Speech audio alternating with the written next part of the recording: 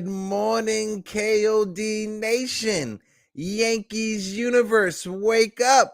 And you degenerates, wake up and get your coffee. This is a brand new episode of the Yankees Morning Brew. I just want to thank everybody out there for tuning in on this beautiful Wednesday, June 15th in New York City. If you guys are out there, let me know where you're tapping in from.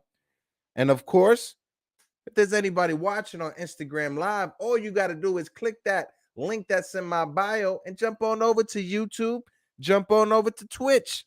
If you guys are following us on Twitter, please share this. If not, it's KOD Media on Twitter.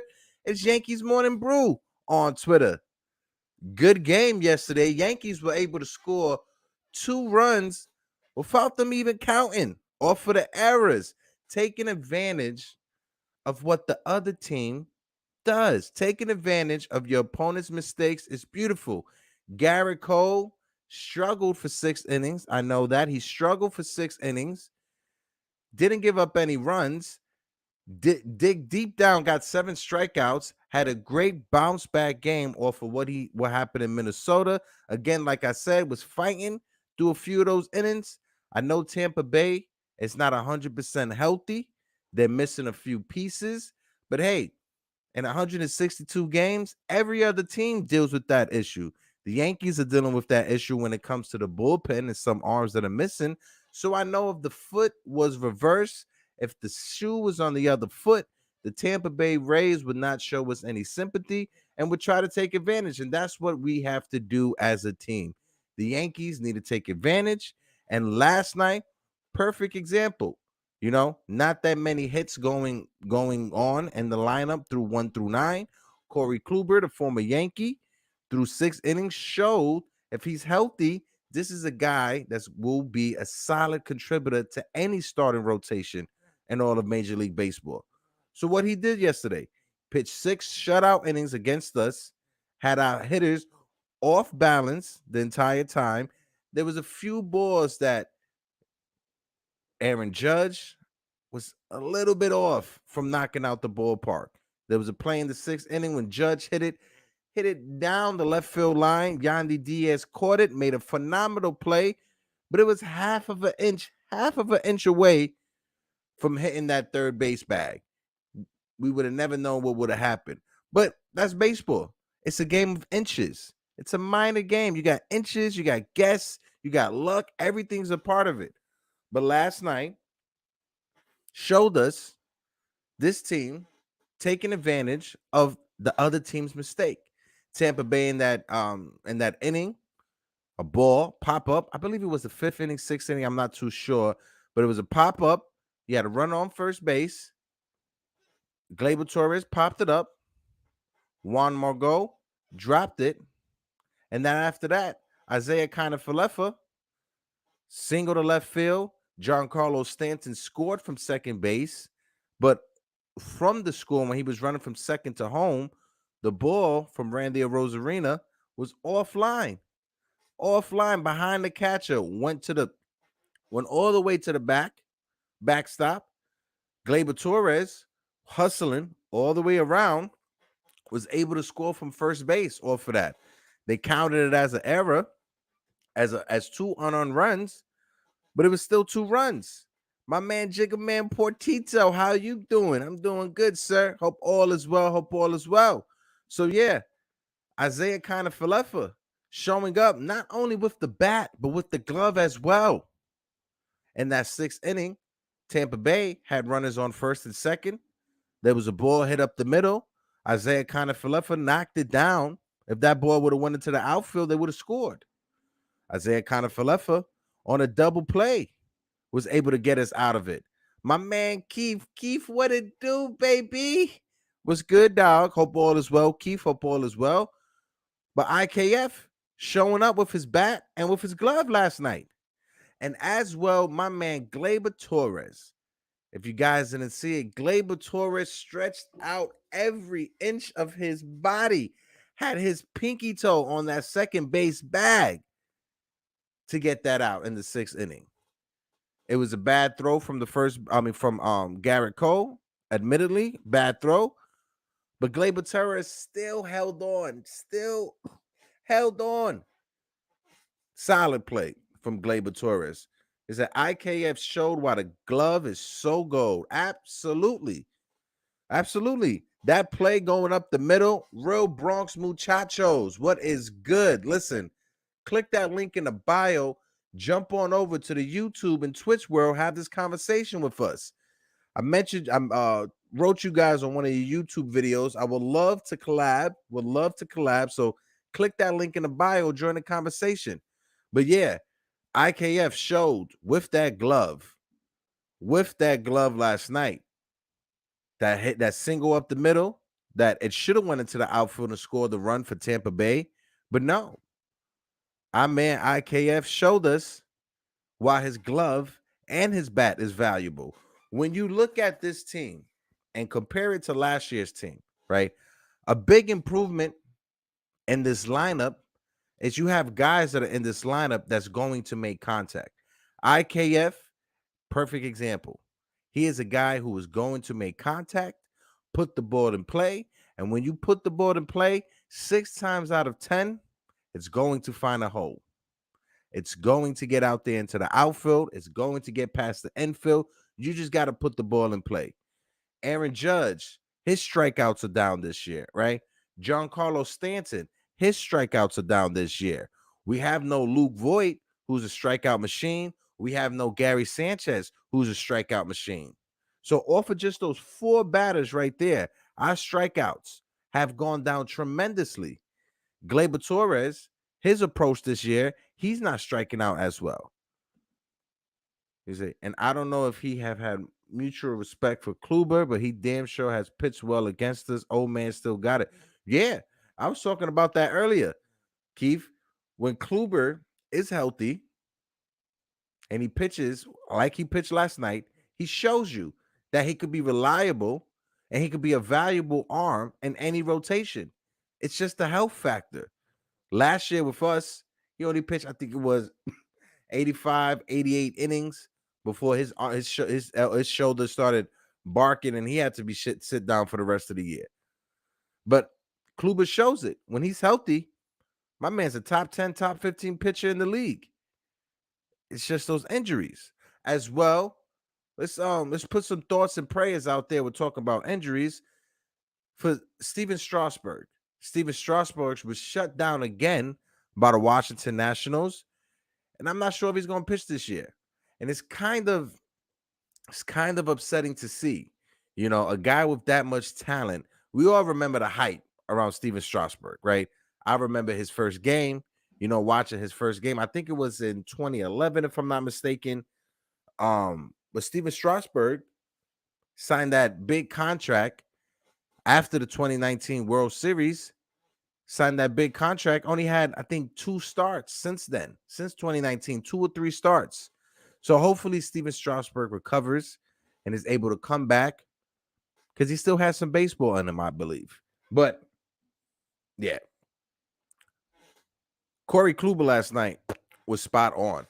Just to let you guys know as well, at 11:30, 11:25, 11:30, I will have my man James from Yankees section 420 will be on just to shoot the breeze, have a little convo, talk about these Yankees, talk about where we are in the season. My man Timor, what is good, bro? I see you on the Instagram live. Listen, if you're free, click that link in the bio, jump on over to YouTube and join the conversation. Figgy as well. If you're free, click that link that's in my bio, jump on over to YouTube, hit that like, hit that subscribe. But yeah, looking at this team, it was a complete bounce back. Garrett Cole, like I said, I brought it up earlier, but Garrett Cole, he had to fight back. Oh, why is this graphic not loading? But Garrett Cole had to fight back yesterday. It was a total rebound of what happened in Minnesota. A total rebound of what happened in Minnesota. Minnesota, he gave up 7 home runs, walking guys, giving up hits left and right. He gave up 8 hits in Minnesota and only 5 hits last night against Tampa Bay. He had his best buddy, G-Man Choi, battling against G-Man Choi, a great thing. My man, Timor, salute my guy. Listen, Timor, click that, hit that like, hit that subscribe button. It was a Garrett's stat line versus the Rays this year has been great. Yeah, you right, you right. But I really love him battling against G-Man Choi last night. Even with the history that he has against G-Man Choi, Mrs. New York Knicks, salute, Mrs. New York Knicks. I appreciate you joining on IG.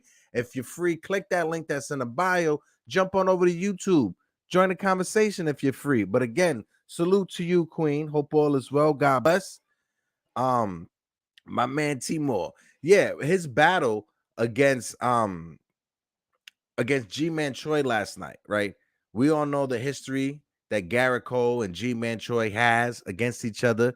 G-Man Choi has been a solid hitter in Major League Baseball, right? But against Garrett Cole, his numbers just skyrocket. He's hitting anywhere from appreciate you, Miss Nix. Appreciate you, Mrs. Nix. His batting average is anywhere from, I think, 350, 360 to 400 against Garrett Cole when talking about G-Man Choi. They had runners in scoring position. With runners in scoring position, G-Man Choi is hitting over 400. I think it was 425 they showed on the graphic last night.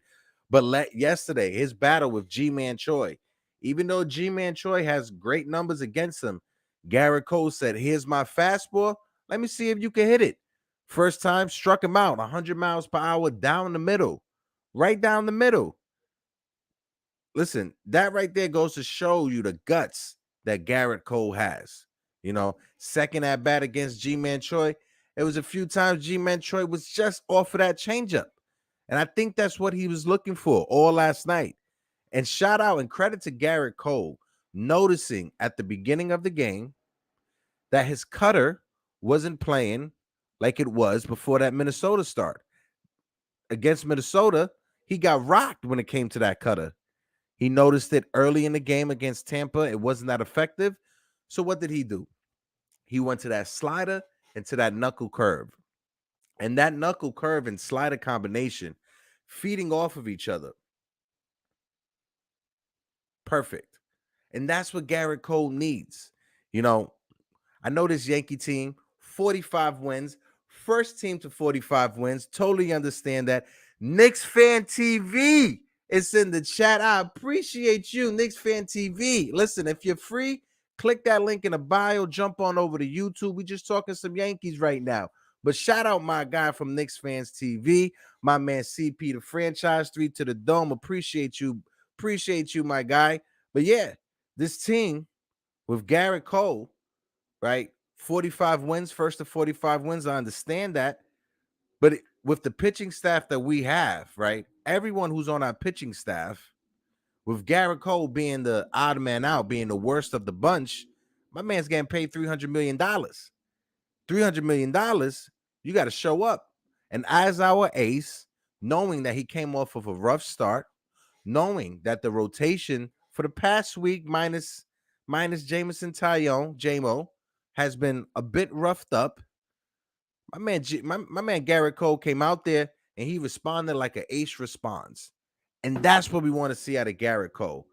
He said, G-Man is very underrated, great ball play. Absolutely. You remember when he had that little small cup of coffee with the Yankees? I think it was back in 2016, if I'm not mistaken, 2015, 2016, around that area is when he had a cup of coffee with the Yankees. It was around the time where I think Greg Berg started getting his injury bugs, or right before his injury bugs. But I know G-Man Choi had a little cup of coffee with the Yankees, had a home run as well. Wish we would have kept him because he's left-handed batting Yankee Stadium. But I'm glad he was able to catch on with Tampa Bay and become a very productive hitter. And he's great with runners in scoring position, right? Knock on wood, Yankee pitching was able to calm him down. Garrett Cole was able to keep him in check last night. And that's what we love to see. I know a lot of people out there, right, that I'm cool with on social media. A lot of people that tap in, whether it's IG, Twitter, whatever. We're all Knicks fans, right? The majority of us. We are recovering Knicks fans after this season, right? But the season that the Yankees and the Mets are having, both collectively, in my opinion, makes up for what happened this past basketball season when it comes to the Knicks and the Nets, right? My man Keith said, Matt Blake has introduced. I'm glad I was able to make you laugh, Mrs. Nick fan. I'm glad I was able to make you laugh. Matt Blake has introduced this cutter to the rotation, and he has been great to watch. Yeah, absolutely. And the fact that, the bigger thing for me, Keith, is the fact that the pitchers are embracing it. Each one of them are embracing it. There hasn't been a report that I've seen. If anybody's seen it, please let me know, of any of the Yankees starting pitchers being so, pushed back against this idea, right? Push back against the cutter situation. I haven't seen it, but to have these five guys, including Garrett Cole, who was already an established starter in this league, got his money, could have just cashed it in for the rest of his time here. For him to be so welcoming to this philosophy that Matt Blake has goes to show you that, yes, he's an ace, but he's also able to absorb information and bring it out there to the to the mound, right? We've seen it with CC Sabathia late in his career, right? When CC Sabathia was being tutored and being taught by Andy Pettit about, listen, you lose that fastball, you got to be able to go inside, outside. He taught CC Sabathia that cutter, and that cutter added a few extra years for CC. CC Sabathia was able to get a few more wins because of that. You got to be able to accept criticism. And even at the age that you are at, even at the status you are at, wherever you are at, you got to be able to take whatever you can to improve yourself. And we've seen it with this rotation when it comes to the iPads, basically gluing the iPad to your hand while you're in the dugout in the middle of your start. We see it when you look at the dugout, and you got all five of those starting pitchers huddled up together, especially with the three amigos, Jameson Taillon, Montgomery, Garrett Cole, huddled up together. You see it, and proof is in the pudding, right? I know I've been long-winded right now with this little opening, but let's look into the lineups from last night, and let's see what we got going. Start off first with the Rays. Boom, boom. And like I said, Tampa Bay they're missing some of their guys also, right? So let's look at this right now. Last night against the Rays, Yandy Diaz, the third baseman, he led it off. He was 1 for 4, right? Harold Ramirez, the DH, outfield DH first baseman. He's somebody that's able to move around. And Tampa Bay seems to always find those players, guys that are able just to move around here or there, here or there. But you got Harold Ramirez, the DH. He was 2 for 4. Manuel Margot, the gentleman, the right fielder who dropped the ball yesterday, he was 2 for 4. G-Man Choi, the first baseman, was 1 for 3. Randy Arozarena, who had that horrible error, which allowed the Yankees to score in that inning, 2 runs. He was 0 for 4. The center fielder, Kevin Kiermaier, was 0 for 4 as well. Isaac Paredes was 1 for 4, the second baseman. The catcher, Mejia, was 1 for 4. And Tyler Wars, the shortstop, was 1 for 4. Tyler Wars, hate to say it, hate to bring it up, but he has statistically the worst batting average in all of Major League Baseball. For active players, everyday players, position players, he has the worst batting average. And we know he's known for his glove. That's what he's known for. He had a big home run against us when we played in Tampa. So if he could not have his good moments against us, I'll be happy for the rest of the year. But over to the pitching side of things, Corey Kluber pitched 6 innings, 4 hits, no runs. You see right over there, got a little star right there, a little asterisk. Well, that's because the runs that we're giving up was unearned. It was 2 unearned runs that Corey Kluber allowed. Gave up a walk also and 3 strikeouts. You got Bard, who came in after him. And if you guys remember this last name, Bard, this is the younger brother of Daniel Bard. If you guys remember, Daniel Bard was that highly touted prospect from the Boston Red Sox system.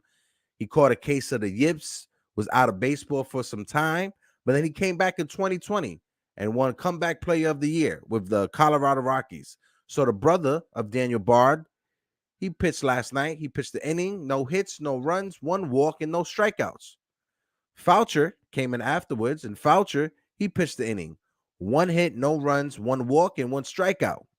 The losing pitcher of record was a Mr. Corey Kluber. We took advantage of the other team's mistake. We were able to score 2 runs without relying on the home run. And in my opinion, that's worth more than gold. If you have this Yankee team able to manufacture runs, right? We saw it when the guys are on the base path. Even though they didn't score, Anthony Rizzo and Aaron Hicks with that double steal late in the game. Anthony Rizzo has three different times he stole third base this year, tied for first place in all of Major League Baseball. Anthony Rizzo is not a speedster. He's not known for his legs, but he's able to read the defense. He's able to notice the mistakes in the defense. And if you're able to do that, you're going to have yourself a very successful MLB career. You don't have to be the fastest. You don't have to be the strongest. But if your baseball IQ is up there, we've seen it over the years with certain players like a Ronald Torreyes, for example, or Wilson Bettamy, that they may not have the best skill set, a Jerry Hurston Jr., but when it comes to their baseball IQ, it's up there. You know, it's up. You see Jerry Hurston Jr. as a bench coach for plenty of teams over the past couple of years, so it's up there. Let's go over this Yankee rotation. Okay. This Yankee lineup real quick. We got my man DJ LeMahieu, the robot. He was playing third base yesterday. Oh, because Mr. Josh Donaldson served his 1-game suspension. So DJ was filling in at third base last night. He was 1 for 4. Aaron Judge, the center fielder. I think Aaron Judge need a couple days in right field and DH because it's been a few days of him being in center field in a row. We got a stretch of 20-something games that we have starting yesterday in a row. I think my man Judge is going to need some breaks, but Aaron Judge was the center fielder last night. He was 0 for 4. Anthony Rizzo, the first baseman, was 1 for 3. Giancarlo Stanton, the right fielder, was 0 for 2. The aforementioned Gleyber Torres was 1 for 4.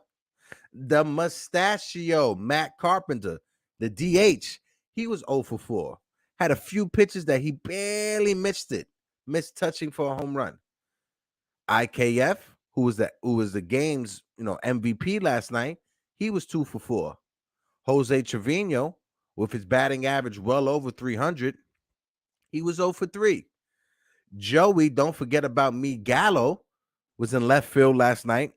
He was 0 for 2. Winner, chicken dinner. Figgy, what is good? Garrett Cole, he pitched those 6 innings, gave up 5 hits, no runs, 1 walk, and 7 strikeouts. Wandy Peralta, the ageless one. Wandy Peralta reminds me of one of these old Dominican men that lived by me that played softball on the weekends. But Wandy Peralta, he pitched 2/3 of the innings. He gave up 1 hit, no runs, no walks, and no strikeouts. Michael King came in to relieve him, and Michael King is having a great bounce back off of his he started the season phenomenal, had a stretch that was a bit rough, but he's picked it up since then. And he pitched the inning in the 3rd last night, gave up no hits, no runs, 1 walk, and he had 2 strikeouts. And Clay Holmes, the closer. Clay Holmes last night, I think it's 29 scoreless innings, straight scoreless innings from Clay Holmes last night. Continuing that streak, Clay Holmes, he was able to notch down his 10th save of the season. Give me 1 second because I want to just pull up Clay Holmes' numbers. Clay Holmes is pitching to a 0.30 ERA. Let me say that again. Clay Holmes is pitching to a 0.30 ERA. He has 31 strikeouts. He has 10 saves. He has pitched 29 and 2/3 innings. I believe it's 24-25 scoreless. Hold on, because I had it here. Yeah, there it is. 29 scoreless innings. Clay Holmes is pitching consecutive. When you look at Clay Holmes' numbers, ever since we got him from last year when we got him at the trade deadline, he pitched 28 innings for us. And in those 28 innings, he's only allowed 5 runs. This year, he's pitched 29 and 2/3 of an inning, and he's only allowed 1 run. And that was at the beginning of the year, if you guys can remember. I believe it was a home run or a blooper. Oh, hold on. Okay. All right, guys. I got my guy James. It's perfect timing. Garrett Cole was the winning pitcher of record. He was 6-1 with Clay Holmes locking in his 10th save of the season so far. So, guys, give me a second. I'm gonna just run the intro music, and when we come back, I'm gonna have my guy James join us from Section 420 to chop it up. Let's go.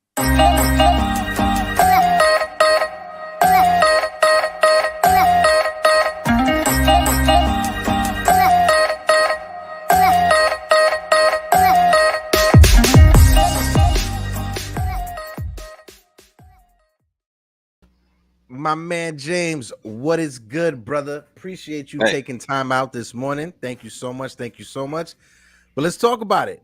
These Yankees, bro. How was last night? What's your thoughts about last night? Well, it was the typical Yankees Rays game where it's going to be low scoring, and that's just going to be the way we have to beat them. Is just going to be pitching. When we went down to Tampa a couple of weeks ago, I mean, we split 2. But they just pitched a little better than us. None of the games were blowouts, really crazy like that. So, so we figured now we got maybe the home field advantage a little bit there. But you kind of knew this was going to be. It was going to be a tight game. You knew that. And it's just kind of crazy. Just like 2 games in a row now, we can't touch Corey Kluber, who we had last year. Obviously gave us the no-hitter. And then after that, really gave nothing for the season. And going to the Rays with, what they always do with pitches, whatever magic they have with pitching, he was going to be, pretty good this season. But it's just annoying now, 2 games in a row, we can't touch Kluber. But again, Garrett Cole is just a little better than him. And again, that's just going to be the only way we could beat them, just be a little better pitching-wise. Yeah, definitely. And before we continue, James, just give a little intro for yourself. Let the people who's watching, in the chat, on YouTube, Twitch, Twitter, whatever, let them know where you're from. Of course, you got it on the bottom, James of Section 420 Talking Yankees, but let them know where they could catch you. Sure. So yeah, I'm on YouTube. So if you just go to YouTube, Section 420 Talking Yankees, you can find me there. Also, if you happen to live in the Bronx and have Optimum, I'm on every Tuesday on BronxNet. So 7 o'clock every Tuesday. It's I guess for Cablevision people, now they call it Optimum. It's channel 68. If you have Verizon Fios, 3124. So Tuesday, 7 o'clock. Every Tuesday, air there. And just this season now, I actually introduced an audio-only podcast. So for years, as it's been doing video on YouTube and on TV and so forth. A few more plugs coming up. Don't worry, I'm going to milk this. Go ahead. Just say, so for the season, wherever you go to get your podcast, they started actually an audio-only podcast. So kind of gave me an opportunity to do more uploads a week because video is kind of limited because I have to rely on people and time, stuff like that. So it allows me kind of like 3 or 4 updates per week. So yeah, wherever you get your podcast, to do what you see right there, Section 420 Talking Yankees. Subscribe to the podcast, and I kind of do wrap-ups after each series. I may tell some old stories and interject a little thing there, just whatnot. So yeah, you could check me out there. And last but not least, if you have to be on Long Island, Strong Island, as I like to call it, I think it's public access channel 20. So channel 20, if you're on Long Island. If you're an Optimum subscriber only, it's every Tuesday at 1 o'clock. And then finally, last but not least, Brick TV in Brooklyn. If you happen to be in Brooklyn, it's Brick TV. It's Brick TV 3, so check your local listings. Out there, it's a little crazy because they have Spectrum, they have Like Brooklyn's Yeah, kind of yeah, weird yeah, with yeah. real cable, but yeah, I'm on Brick TV as well. So find it, you'll find me, and it's on like 3 times a week on Saturday once a month. So those are my plugs. So thank you very much for Yeah. giving me that. No, of course, of course. And want to take a second. Shout out to the guys from Brick TV.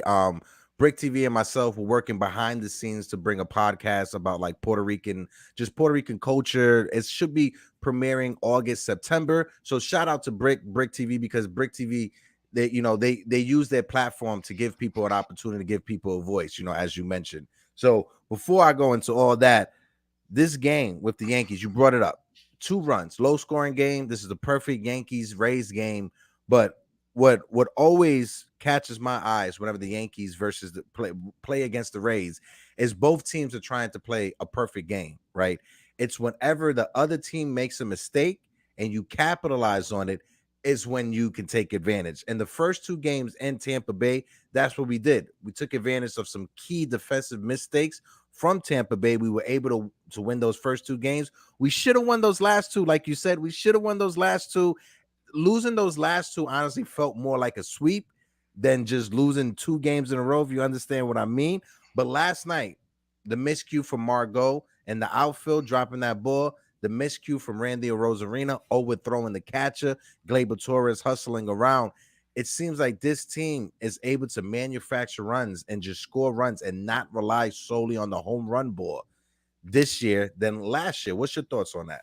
No, totally agree with you. And when I did the wrap up of the Tampa series a couple of weeks ago, I felt the same way. Even though we split, okay, you got greedy because you won those first 2 games, and I was like, hey, maybe we could sweep these guys. But it didn't feel like they say there's good losses and there's bad losses and there's bad Mm-hmm. good loot when that whole phrase.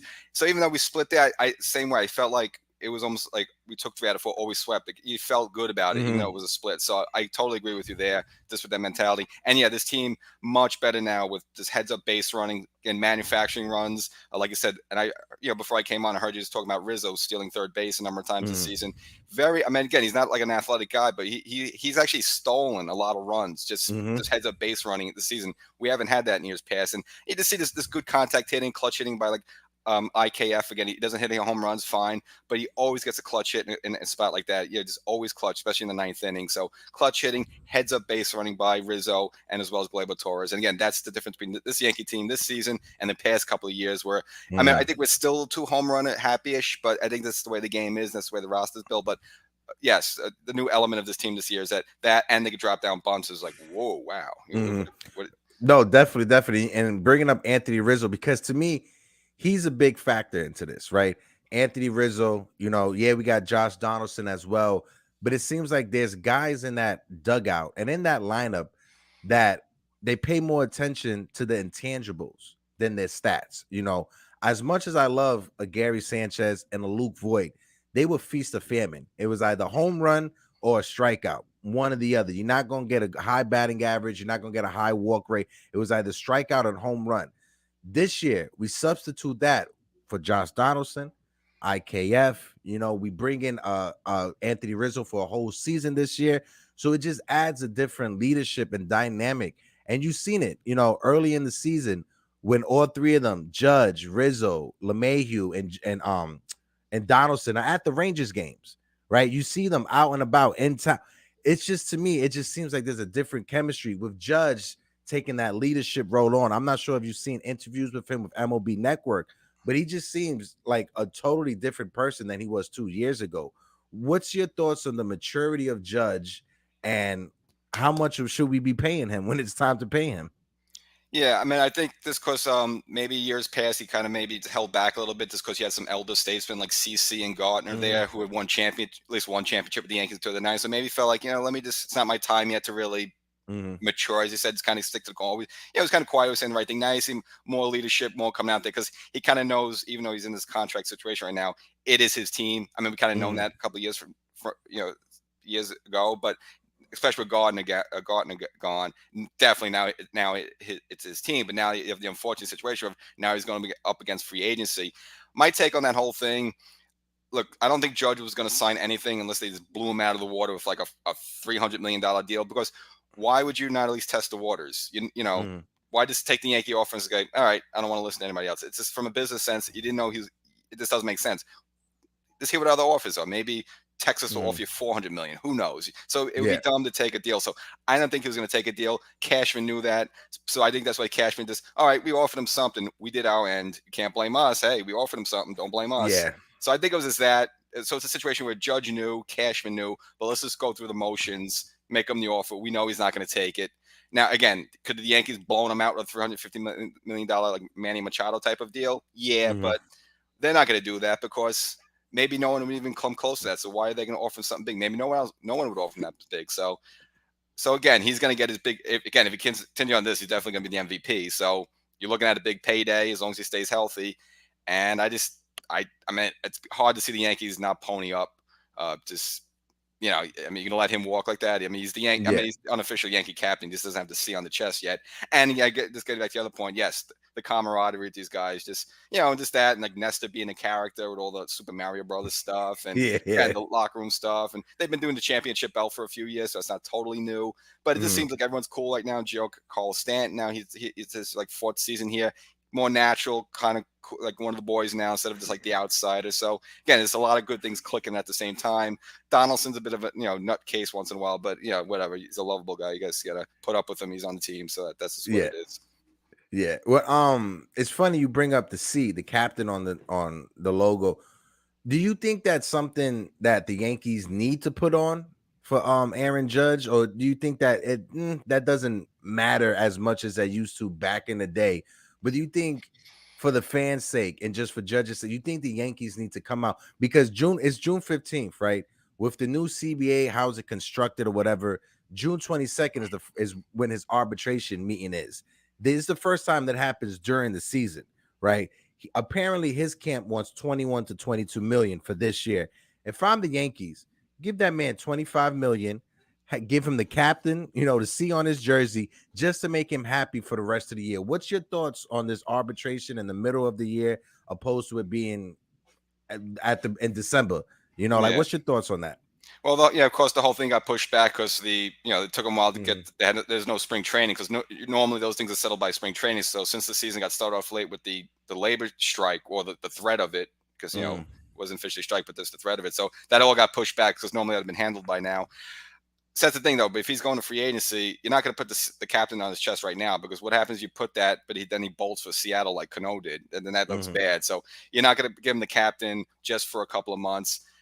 Again, it's Judge goes high. The Yankees are going low at 17. The arbitrator will probably, I think, lean more towards Judge. It'll probably be close to 20 or 21 million. I don't think the Yankees Mhm. are going to give him more extra money just for the sake of it.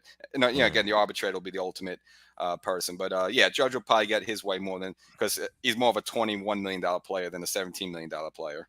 Yeah, yeah, yeah. And just, going off of how the Yankees have been historically when it comes to these contracts, right? And contract extensions, they tend to always wait towards the end of the year in order to handle this situation, not during the season. So knowing the track record of the Yankees, and also too, for some reason, we love to lowball our guys when it comes to offers and overexpend and overpay for other guys from other franchises. Do you see a situation? I know a lot of people on Yankees Twitter have been talking about this trade scenarios for Aaron Judge. I don't think the Yankees will be in those conversations just because I've never known a Yankee team during the season to trade their best player during the season and still trying to compete for a playoff or championship spot. What's your thoughts on that, on those rumors? Yeah. Well, first of all, I got to mention since we're in the morning brew, I went with the 7-Eleven Hey. breakfast blend, so came prepared. But Nice. Nice. Have that little brew in the morning. Got yeah, mine's over there. the only time in recent history I remember a Yankee player, Yankees willing to offer a contract within season was the Robinson Cano we mentioned before. And I think they wanted to front load the deal, so it's like we'll only give you a 6 year max. We're not giving you 10 years, but we'll give you max for like a lot of money per year. That was the Yankees offer. I think Cano turned it down and ended up the whole Jay Mm-hmm. Z group and whatnot and went to Seattle, which I can't blame because Seattle offered him Yeah, a lot of money. 250. What are you supposed to do? 250, 170. I'm taking that 250 10 times out of Exactly. 10. It's not his fault, but that's Mm-hmm. not. As for Judge this season, absolutely no way would they trade him. Just this team right now is rocking and rolling. First place team again. I don't want to predict World Series or anything like that, but you got a team right now that's just hitting on all cylinders. You're not going to mess with that fabric. I don't care what package some team go offer your future stars and whatnot, and the blue chips. You're not going to touch the team. So, and it's Aaron Judge is the one who's saying that he doesn't want to negotiate during the season, so as not to be a distraction. So, I think the Yankees, if it was up to the Yankees, maybe they would offer him something. But Judge said, "Look, I'm not going to take any offers right now." So the Yankees kind of blew that little chance ahead, which I don't think they would have had one anyway. But yeah, this is going to go to free agency, and for him, it's smart because this is his one big payday. He's 30, 31 years old. This is your shot to get your big money to take care of your family and your grandkids and the grandkids of the grandkids. So, he's going to do his thing as cash in. I'm sure he wants to stay here, but if he gets blown away by another offer, same as Cano, you can't really blame him. Yeah, and honestly, looking at Aaron Judge, and if people don't know about Aaron Judge's upbringing, he was adopted. I think he went when he was 3 or 4 years old. So from that aspect, knowing that he was a kid that went through the system at a very young age, he's going to try to lock in whatever money he can to secure his future, not only for himself, but like you said, his grandkids and for generations after him and after him. So they don't have to go through what he went through when he was coming up as a kid before he was adopted. And also too his parents that raised him, that adopted him legally. Awesome parents. Not sure if you've seen interviews with them, but you could tell it's literally like Derek Jeter's parents 2.0, was raised by the perfect parents, and he came throughout the perfect upbringing, and he has a good head on his shoulders. He's never been one to be in the circus of New York City media, not on the back pages of the tabloids. It's a refreshing take to see, and it's awesome to see that tradition of just Yankees being under the radar is still something that's going on from the days of Derek Jeter. No, it's like good. I mean, and he is Derek Jeter 2.0. It's like Derek raised him. It's like he's Derek's younger brother, more or less. Same thing, yeah. Never a bad word of mouth. And then remember that situation where against the Cleveland Guardians, with the Yankee fans for right field bleachers of throwing beers and stuff at the players. It was Yeah. him and Stan. They say, "Hey guys, cut it out." Like very mature, always says the right thing. So again, his jerseys probably one of the hottest jerseys in baseball. So again, it's just so much to love about this guy. I just can't see the Yankees letting him walk. No, definitely. Definitely. I like I said, I think last time we was on your show, I brought up that if the Yankees don't want to give him that 7, 8, 10, if you're not comfortable with that 7, 8, 9, 10 year range, then give him the 6 year, but make sure the annual value of the contract is more than anything else. Have him being paid the highest play, have him be the highest player in baseball when it comes to annual contract value. So if you could give him a 6 year contract, 45, 46 million a year, it's easier for me to say because it's not my money to spend. But if you give him something in that range, I think that's what he would agree with, because ever since Judge came into the league, he's been underpaid. That's one Yeah. thing I think we could all agree with. He's been underpaid ever since he had his first year. So to have him get this payday, just give him his payday and let him just retire as a Yankee. No, the Yankees have gotten like 20 $25 million worth of baseball play while actually paying him only a half mil for a number of years. So yeah, they've gotten a discount on him. Yeah, he's probably like, I think Mike Trout is at 35 million per year. So he's probably looking in that neighborhood. I don't know if the Yankees will go 40, and that's a lot. But I think I do agree with you that I think say, look, the realities of baseball, you're a big dude. You're going to start breaking down at some point. We'll give you a ton of money. We just don't want to be married to you for 10 years. So that could be a possibility. And I think he would be fair-minded to take that because, again, the Yankees don't want a situation where, like with A-Rod, where just you're paying a guy like $25 million per year, and it's just like injuries and slowness, breaking down, stuff like that. So, look, if we'll live with you for 6 years, we'll take that. But, yeah, I don't think they'll go like 10 years like that. And, again, that might be where the number is, maybe around 30, 35 million. Yeah, absolutely, absolutely. Before I let you go, James, I just want to ask you just one more question, right? We got the trade deadline coming up within the next month or so. Give me three moves. Give me three moves that you think this team needs to make in order to get over that hump for that championship or to be in that range for a championship. What are three moves you think this team needs to make? I think it's going to be crazy to say this, but like it could be possibly starting pitching. Now you might say, like, our starters are amazing. We've got, just the staff ERA, stuff like that. But just going to a playoff series, all right, you figure you tap Garrett Cole for game one, game two, Severino, Nestor Cortez, okay. But it's like, then it's like, I don't know. Are you going to trust, someone like Montgomery? I know he has some a little experience. He had that one game against Tampa in 2020. But again, I don't know. You can trust him in a big spot in a playoff. You'd like to have like really like four horses out there. Same as Tyone. Like he's been good for us, but like he's never really been in that spot before. Now, I think it's a little different than the Cortez. I think he's just such a cool, calm character. You just whatever, even though he has no playoff experience, it's like, yeah, I got this, whatever. Severino has a little playoff experience with the Yankees, so I think they're comfortable with him. So if they get maybe I don't know something that they bump with, but I would like a good bona fide starting pitcher. Let's just say I don't think it'll happen. Like someone like a Corey Kluber, just like a veteran guy like that with playoff experience. I would rather have something like that just to have because if you need four starters, once you get to the later round. So starting pitcher, they're definitely going to bring another bullpen person in because just you need more. I mean, we lost Chad Green, Chapman. All right, he's supposed to come back with his Achilles, but we still don't know. Once he's on the mound and throwing well, then I'll be okay. But you still always need a bullpen arm. Yeah. And other than that, I mean, I think us offensively they're pretty set. Possibly, if you would ask me about a month ago, I said maybe they would need another catcher, but Trevino's really come on lately. He's taken the starting job from Higgy, who's been horrible, just bad. I know he got the 2 home runs the other day, but Yeah. overall batting has been horrible. You have Ben Rovette in the wings there, but he only played like 30 games last year, and plus he's been hurt. Is like again, once he's on the field, I'll see it, I'll believe it. So if you would ask me a month ago, I said we could also use a catcher, but I like what Trevino's doing. He's hitting now. He's one of the best framers in the game. Everyone likes him, so I think he's got the starting job locked down. I wouldn't mess with that. So, in short, I would say let me get a bona fide veteran starter, a bullpen guy, something you could think about. But offensively and everything on the bench, I think we're set. I mean, we're stacked. So, Yeah. I don't know who you're gonna get. Like, we don't need another outfielder. Yeah. No, 100%, 100% sold on those three things. If it was up to me, like you said, an extra starting pitcher, just because Severino's coming back off an injury, you're not sure how many innings he's going to get. Nestor Cortez never pitched more than 150 innings in a season. Jordan Montgomery, this is his first season back from a Tommy John surgery himself. So yeah, having an extra starter, not somebody like J.A. Happ because he was horrible with us, but having an extra veteran starter in the rotation, I think will help out. Another bullpen arm. There's another guy from Pittsburgh that I think Brian Cashman is weaseling his way, try to get him from Pittsburgh. But to me, the only thing that I would say with the lineup, either an upgrade over Gallo or Hicks. Besides that, I think this lineup is set.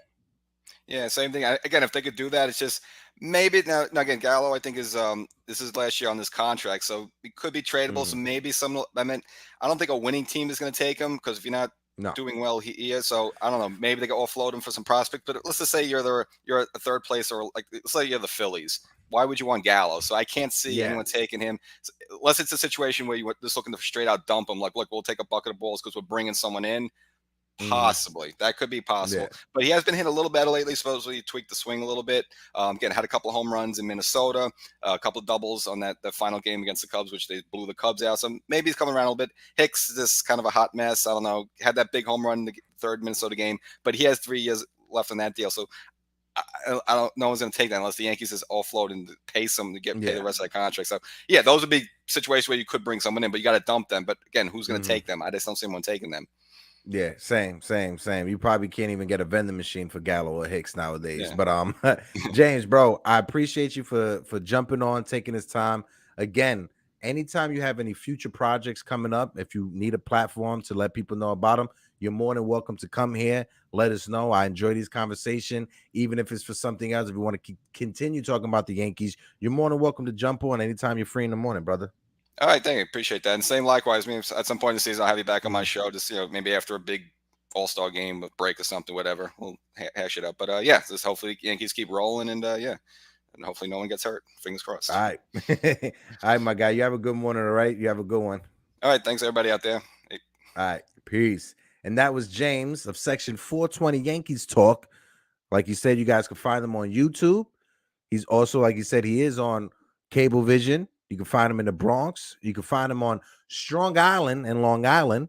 So help and support my guy James, because he was awesome to have me on his show. You will be seeing more and more collabs from us for the year, because this season's special. This seems like it's going to be a very special season. There's a lot of Yankee content creators out there. There's a lot of guys that are just great when it comes to collabs and stuff. So I'll be reaching out, doing a lot more work with a lot of different Yankees content creators for the rest of the season. But I will be in Florida next week. Jigga Man Porto and I, we have to figure out how we're going to be able to navigate this. But I will be in Tampa next week, right? Catch me at that Tampa Bay Tarpons game. Catch me at that Tampa Tarpon, the Yankees minor league complex. I'm going to try to, as best as I can, to get a conversation with Jason Dominguez. I must get that. Also, as well, with the manager from the Tampa Bay Tarpons. Let's just take a jump around the league. My guy, S. God, what is good, S. God? I see you in the chat, S. God. Listen, S. God, click that link that's in my bio. Jump on over to YouTube. Hit that like and subscribe, brother. Join this conversation because the Giants is looking good for next year, bro. I think I need to take you out for that steak dinner because the Giants look like they figured it out. But Escar, click that link in the bio, jump on over, and let's have the convo. But yeah, let's take this jump around the league before we disappear. We got the Yankees, 45-16 in first place in the AL East. We got the Minnesota Twinsies in the AL Central, 36-28. We got the Houston Astros in the AL West. They are 38-29. So this American League is shaping out. It's gonna be a good battle this summer. The wild card situation, you got Tampa Bay, Toronto. We got Toronto, Tampa Bay, and the Boston Red Sox 1, 2, 3 when it comes to the wild card standings. So over to the NL, the National League East. You got the Mets 41-22. The Yankees and Mets, first two teams to get to 40 wins. First two teams to 40 wins is New York teams. It's going to be a special summer. We got the St. Louis Cardinals. They're 37-27. And you got the LA Dodgers are 38-23. They're a half a game up against the San Diego Padres because the Padres, I believe, are a half a game back behind them. They're at 39-23, I believe, if I'm not mistaken, or 39-24. This baseball season is going to be very special. That extra wild card team, it just adds such a different dynamic. Just like I was talking with Sean yesterday, right? Normally baseball, the managers get fired later on in the season. We had two managers, Joe Girardi and Joe Madden. Both Joes were let go on the unemployment line, but both of them were let go early, and you see instant results. Philadelphia turned their season around a little bit, right? Just a little bit. The Angels, they're turning their season around just a little bit. Just a little bit. Let's see, S-Guy said, I'm out of town, but I'll be back home Friday. I would jump on to Ben, bro. Salute. I will listen for a little. Listen, S-Guy, whenever you're free, you're more than welcome to. But like I said, make sure you click that link in the bio, hit that like and subscribe button, and make sure you follow us here on the Yankee Morning Brew and KOD Media, baby. And get ready to talk them Giants because we're going to have a great conversation with that. But yeah, my guys, it's been a great morning so far. Thank you so much to James from Section 420 Yankees Talk for tuning in. Everybody who was in the chat, Knicks Fan TV, I appreciate you tapping in for a little bit. Thank you so much, CP the franchise from Knicks Fan TV. Definitely as well, Mrs. New York Knicks, I appreciate you. My man Timor, I appreciate you. Figgy, definitely. Timor, there you are. My man Keith as well. Thank you so much for tuning into the chat. And like always, y'all, peace, love, prosperity. And this has been another episode of the Yankees Morning Brew. And I'm out. Peace.